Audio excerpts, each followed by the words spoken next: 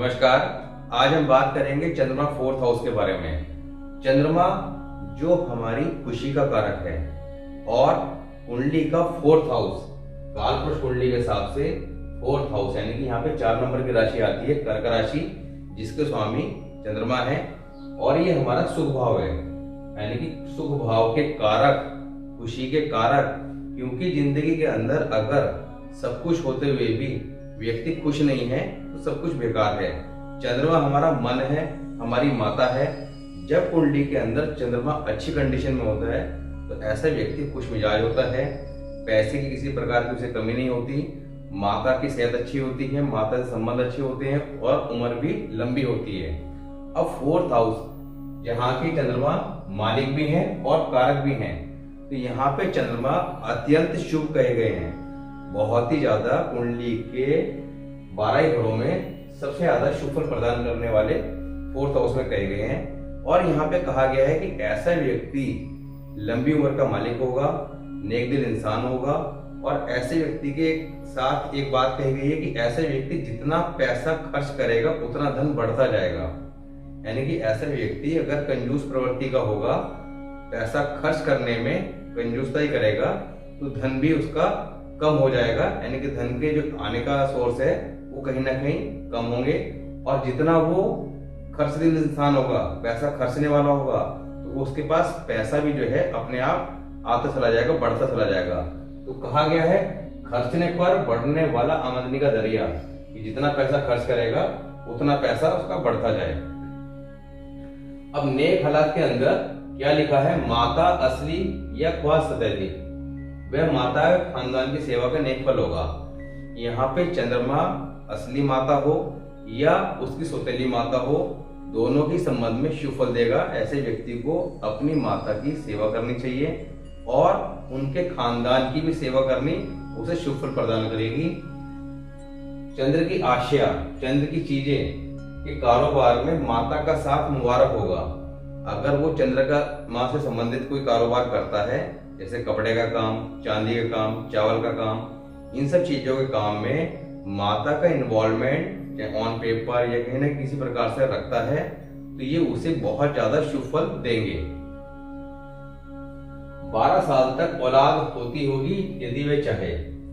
ऐसे व्यक्ति के शादी के बाद 12 साल तक औलाद के बहुत अच्छे योग रहते हैं और अगर वो चाहे तो 12 साल तक के पीरियड में कभी भी औलाद पैदा कर सकता है, ऐसा यहाँ पे कहा गया है। अब लंबी उम्र, वृद्धावस्था उत्तम यदि जन्म कृष्ण पक्ष में हो, नहीं तो बचपन अगर जन्म शुक्ल पक्ष में हो।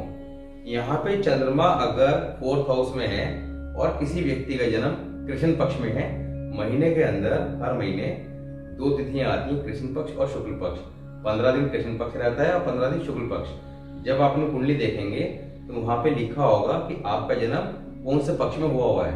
अगर कृष्ण पक्ष में है तो यहाँ बैठे चंद्रमा बहुत ज्यादा शुभ फल देगा, और अगर शुक्ल पक्ष में है तो यहाँ पे पापी ग्रह जो है वो बुरा असर देंगे, पर फिर भी चंद्रमा शुभ फल ही देगा। अगर कृष्ण पक्ष में जन्म है तो वृद्धावस्था यानी कि बुढ़ापा बहुत अच्छा कहा गया है, और अगर शुक्ल पक्ष में है तो बचपन उम्दा कहा गया है। बृहस्पति 6ठे घर में, अब बृहस्पति अगर 6ठे घर में है, 6th हाउस में है, तो जल्दी कारोबार मुबारक होंगे। ऐसे व्यक्ति को जो अपने पुश्तैनी कारोबार हैं वो काम करना बहुत शुभ फल देगा। और कहा गया कि ऐसे व्यक्ति के पास अगर बृहस्पति 6ठे घर में हो और चंद्रमा फोर्थ हाउस में, ऐसे व्यक्ति के पास कोई व्यक्ति अगर अपनी कोई अमानत रख जाएगा कि मैं बाद में आके ले जाऊंगा, तो वो लेने ही नहीं आता है, ऐसा देखा जाता है।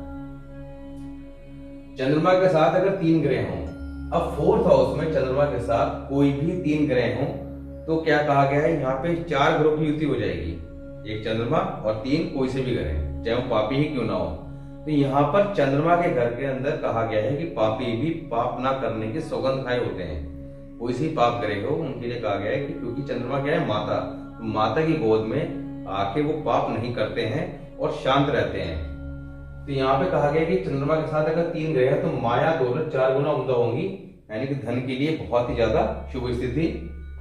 और शनि 9 या 11, अब शनि अगर 9th हाउस में 11th हाउस में चंद्रमा फोर्थ के समय, तो नेक दिल इंसान और अच्छे खानदान से होने का सबूत अपने काम से देगा। ऐसा व्यक्ति अगर शनि 9th में या 11th हाउस में चंद्रमा 4 के समय, तो ऐसा व्यक्ति नेक दिल इंसान होगा और वो अपने कामों से अपने खानदान के अच्छे होने का सबूत देगा, यानी कि समाज में उसके काम भी जो है बड़े सराहनीय होंगे, लोग उसके बारे में बहुत अच्छी बातें करते होंगे। ये थोड़ा सा टिपिकल है। सूर्य प्लस बृहस्पति 5 में, 5th हाउस में सूर्य और बृहस्पति दोनों इकट्ठे, या बृहस्पति 2 या 9, बृहस्पति 2nd हाउस में या 9th हाउस में, और बृहस्पति 2nd हाउस या 9th हाउस, साथ ही सूर्य 5वें घर में चंद्रमा 4 के समय, या इसके अलावा अगर सूर्य 5 में नहीं है तो शुक्र मंगल बुध 10 में हो, या अकेला चंद्र 4 में और 7वें घर में शुक्र। इस कंडीशन में बहुत उत्तम हालत, धन के संबंध में एक राजयोग होगा, सब कुछ ऐसे व्यक्ति के पास होगा, पैसे की उसके पास कभी कमी नहीं होगी, और संसार के सारे सुख ऐसे व्यक्ति के पास होंगे, क्योंकि यहाँ 4th हाउस बहुत अच्छी कंडीशन हो जाएगा, चंद्रमा बहुत अच्छे मजबूत पोजीशन में आ जाएंगे। तो सुख के घर जब मजबूत होगा तो सुखों की कमी ऐसे व्यक्ति के पास नहीं होगी, और ऐसे व्यक्ति के पास ईश्वर का दिया सब कुछ होता है, इतने सुख मिलते हैं कि वो ईश्वर का शुक्रगुजार भी नहीं करता, यानी कि उसे ईश्वर की याद तक नहीं आती, क्योंकि ईश्वर की याद व्यक्ति को तभी आती है जब वो दुखों में होता है। औलाद नरीना के जन्म के, औलाद नरीना से मतलब है बेटा, ऐसे व्यक्ति के अगर जब बेटा होगा तो बेटे के बाद से धन की स्थिति, कारोबार की स्थिति और ज्यादा उम्दा होती चली जाएगी। राज दरबार से लाभ, समुद्री यात्राओं से लाभ। यहाँ पे चंद्रमा 4 के समय में ऐसा व्यक्ति अगर समुद्री यात्राओं से, राज दरबार से जुड़कर किसी तरह का काम करता है तो ये उसके लिए बहुत शुभ फलदायी कहा गया है। तो चंद्रमा नेक के संबंध में ये कंडीशन है। अब बात करते हैं चंद्रमा की अशुभ हालत के बारे में।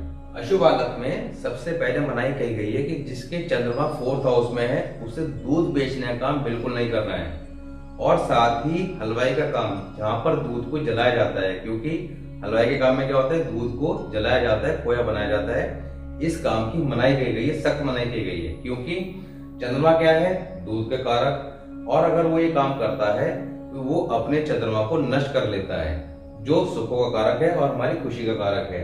तो ये सब चीजों की कमी आ जाएगी और उसकी दौलत का चश्मा जलता जाएगा, यानी कि धन संबंधी परेशानियां लगातार आती रहेंगी ऐसे व्यक्ति को, और काफी खराब स्थिति बन जाएगी चंद्रमा 4th हाउस के समय अगर वो ये काम करता है।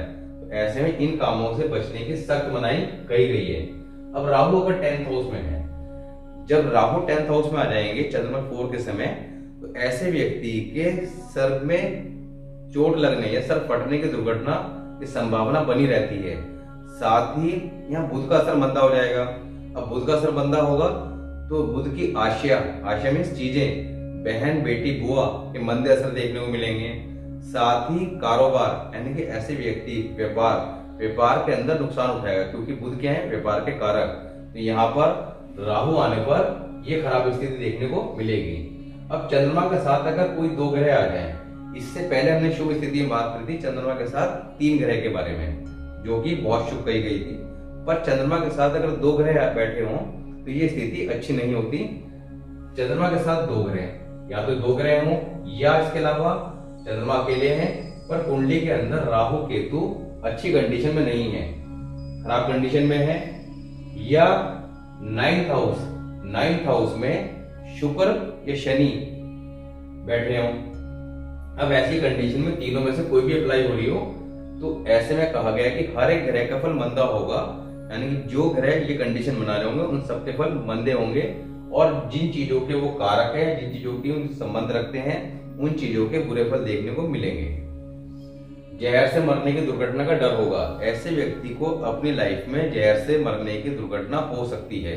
तो यहाँ पर इस चीज का भी डर लगा रहता है, और ऐसी चीजें देखने को कई बार मिलती हैं कि ऐसे व्यक्ति को किसी जहरीले जानवर ने काट लिया, इस तरह की घटना भी उसके जीवन में होती है। सुखों की ज्यादती की वजह से जब तक वो शुक्रगुजार न हो तो इतना दुखिया होगा कि हरदम आहें भरता हो। चंद्रमा सुखों के कारक हैं, सुख तो देंगे ही, पर यहाँ पे व्यक्ति को जब जीवन में उसे सुख मिले तो उसे करना क्या है, उसे हमेशा ईश्वर का शुक्रगुजार रहना है कि हे ईश्वर, आपने जो दिया है बहुत अच्छा दिया, उसके लिए आपका शुक्रगुजार, आपका धन्यवाद। अपना आशीर्वाद ऐसे ही बनाए रखें। इस तरह की भावना, इस तरह की बात उसे अपने मन में ईश्वर के प्रति करते रहनी है, और ये बात उसे जिंदगी भर अपने मन में धारण रखनी चाहिए कि जो दिया है ईश्वर का दिया हुआ है। अगर वो ईश्वर का शुक्रगुजार करता रहता है तो उसे जल्दी से किसी प्रकार की भयंकर मुसीबत का सामना नहीं करना पड़ेगा। अगर वो ईश्वर को नहीं मानता है, ईश्वर का शुक्रगुजार नहीं रहता है, तो कहा गया है कि इतना दुखी होगा कि हरदम आहें भरता हो, यानी कि बहुत ज्यादा दुखी हालत में हो जाएगा, यानी कि सुखों की कमी हो जाएगी, चंद्रमा का फल खराब हो जाएगा। अब ये स्थिति थी चंद्रमा की अशुभ हालत की। तो आज हमने बात करी चंद्रमा की शुभ और अशुभ हालत के बारे में। सामान्यतः 4th हाउस में चंद्रमा शुभ फल ही देते हैं। ऐसा व्यक्ति शांत स्वभाव का रहता है, और साथ ही कहा गया है कि जिसके 4th हाउस में चंद्रमा है वो अपनी तालीम से बहुत लाभ कमाता है। यानी कि ऐसे व्यक्ति ने जिंदगी में किसी भी तरह की पढ़ाई की हो, किसी भी तरह की एजुकेशन ली हो, किसी तरह की उसी नॉलेज रखता हो, अगर वो इसके संबंध में कोई काम करता है तो निश्चित तौर पे उसे काफी लाभ होगा, क्योंकि चंद्रमा तालीम के कारक भी हैं। तो यहाँ पर चंद्रमा को शुभ रखने के लिए करना क्या है?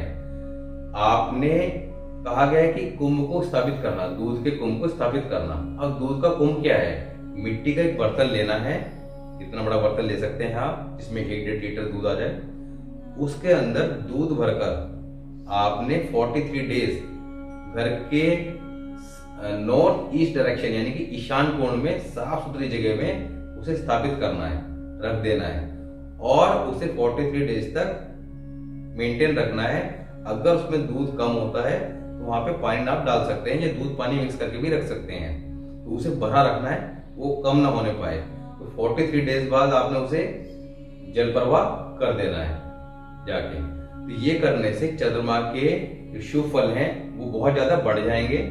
और ये काम आपने कब करना है? जब जिंदगी में धन की कमी महसूस हो, या इसके अलावा जब कोई आप नया काम शुरू करें तो उससे पहले आपने इस तरह के ये कुंभ को स्थापित कर लेंगे। जो भी कोई नया काम शुरू करेंगे उसमें आपको सफलता प्राप्त होगी।